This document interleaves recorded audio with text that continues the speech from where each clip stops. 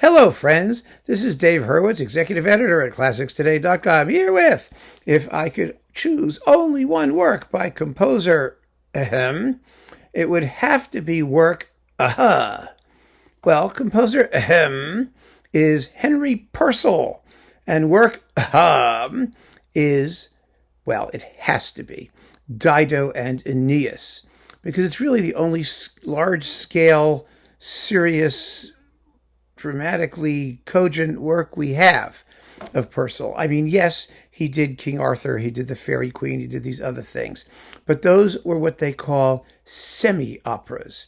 I love the word semi-opera. What that really means is it wasn't an opera. It wasn't. It consists of interludes and things that were done in between the acts of actual plays.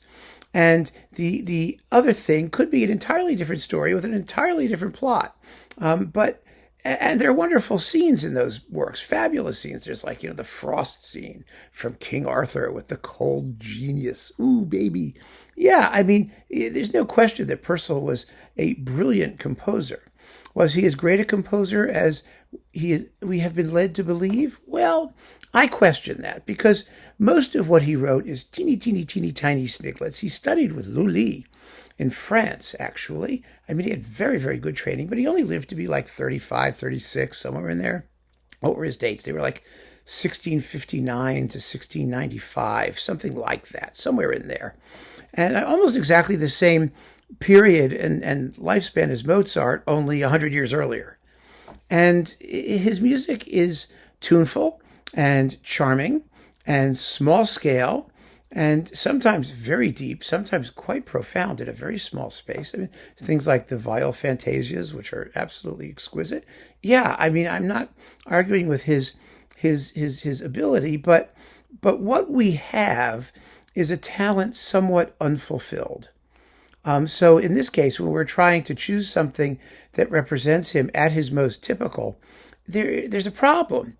The problem is that he didn't live long enough to be at his most typical, nor did he live long enough to become all that distinctive as a composer. I mean, he was efficient and very, very talented at what he was doing, but the one work where we really know, aside from these semi-opera things, but that's a fully formed, consistent thing, and even then it's not entirely complete, we know that, is Dido and Aeneas.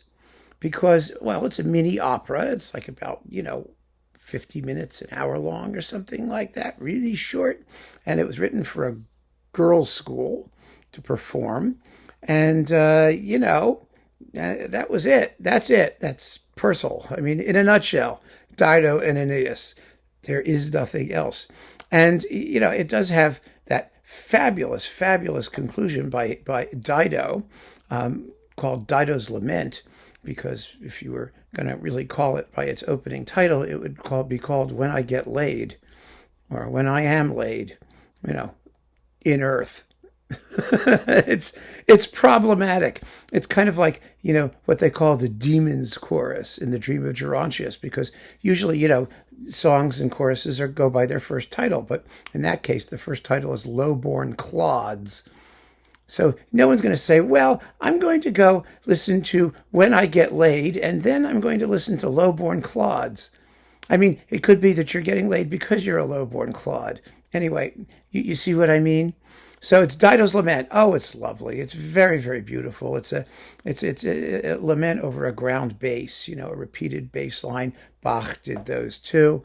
Like the Crucifixus and the B minor Mass. That's a thing over a ground bass. It's very famous in minor keys for expressions of grief and mourning and sadness. And boy, does it do it well.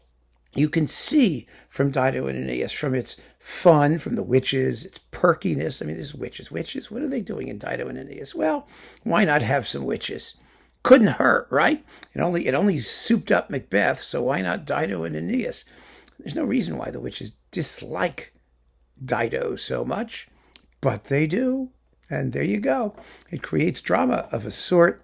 And the music is lovely. It's just fresh and spring-like and beautiful, and everything is drawn to scale, small scale, because there's no large-scale Purcell, really. But it's terrific.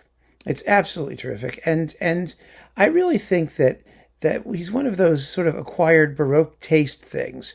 And the English, because he's the only composer in England at that period that anybody cares about, are grossly exaggerate his value, I think. I mean, he was a big fish in a small pond. Actually, he was a medium-sized fish in an even smaller pond. Actually, he was a little goldfish in a small bowl. But that's what we got, and I enjoy him from time to time. Some people I know swear by Purcell.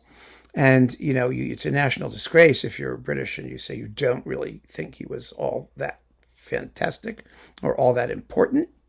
But that doesn't matter, because the whole reason we do this is because we demand the right to choose, to have our own opinions, and we don't want some god saying he's going to wipe out all of classical music, as Cancrozans is threatening to do, but for one work. And even if we only have Dido and Aeneas, I would not want to give up the Viol Fantasias. I would certainly not want to give up, the Fairy Queen and all of that wonderful theatrical music that he wrote. There's like 5 or 6 discs of this stuff. You've got Abdelazar, or the Moor's Revenge, that has the tune that was used in Britain's The Young Person's Guide for the Orchestra and The Young Person's Guide to the Orchestra and all that stuff. So yeah, there's a lot of stuff. We don't want to lose it. We want to have the opportunity to discover it and listen to it. And what's more, because it's Purcell, it's only about like 12 seconds long for each one of those things. It doesn't take very long. You can get a lot in a very small space. So I move that we keep it intact and we present Cancrozans with Dido and Aeneas and say to him, look, this guy had a lot of potential. And it's not his fault that he died young. And he still managed to write a boatload of music that we deserve to be able to discover and experience as much as we possibly can. So keep on listening, friends. Thank you so much for joining me. Take care.